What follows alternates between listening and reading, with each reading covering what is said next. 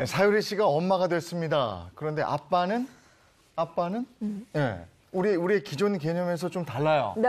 그래서 이런 것들이 이제 요즘에 여러 가지 얘기가 되고 있어요. 네, 그렇습니다. 뭐 사유리 씨는 우리나라에서도 인기가 굉장히 많은 네. 방송인이었죠. 뭐 굉장히 4차원적인 여러 가지 모습 보여주면서 인기도 끌었었는데 사유리 씨가 이렇게 스스로가 이제 혼자 임신해야 되겠다라고 결심한 데는 그 이유가 있었다 그래요. 아이를 워낙 되게 좋아하고 아이를 네. 갖고 싶은 마음이 있었는데 산부인과 가서 어느 날 검진을 했는데 자신의 난소 나이가 네. 48세. 그러니까 자연스럽게 임신할 수 있는 시간이 얼마 남지 않았다라는 걸 이제 듣게 된 거죠. 그 이후에 이제 사유리 씨는 이렇게 정작 기증을 받아서 임신하는 것을 결심하게 됐는데 그 전에 보면 각종 방송에 나와서 본인의 지금 뭐 정자 기증받고자 하는 마음을 여러 번 피력한 적이 있었거든요. 그래서 일본에서 이 정자 제공을 받아서 이제 임신을 하고 출산까지 한 건데요.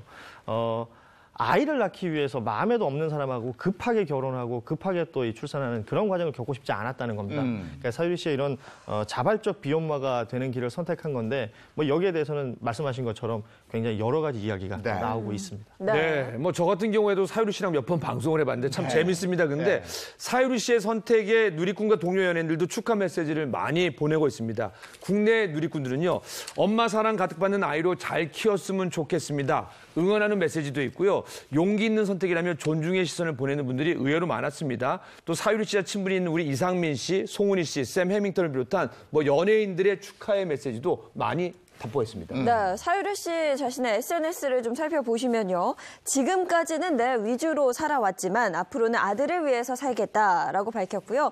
이게 꿈일까 걱정이다라는 말이 들 정도로 정말 행복하다 이런 얘기를 하기도 했습니다. 근데 또 일각에서는 왜 한국에서 활동을 하면서 일본에서 아이를 낳았냐라고도 말씀하시는데 한국에서는 이게 안 되는 거잖아요.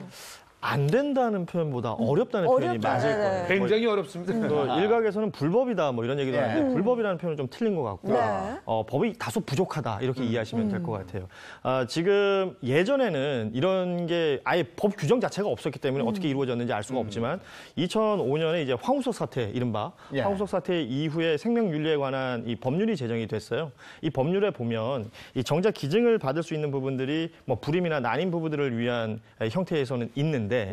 이 결혼을 하지 않은 사람, 배우자가 없는 사람에게 어떻게 되는지에 대해서는 뭐 일종의 강제 규정이 없습니다. 다만 배우자의 동의를 얻어야 한다라는 부분이 있는데 동의를 얻지 않으면 어떻게 되느냐에 대한 부분이 없기 때문에 다소간에 부족한 그 법률 부분이 있는 것이고요. 지금은 이제 산부인과라든지 의료기관에서의 어떤 각각의 그 체계가 있는데 거기서는 금지하고 있는 게 맞아요. 그러니까 산부인과에서는 이걸 할 수 있다라고 얘기할 수는 없는 부분이기 때문에 네. 사유리 씨 같은 경우에는 일본에 있는 정자은행에서 정자를 제공받아서 이렇게 임신을 하고 출산을 한 것이죠.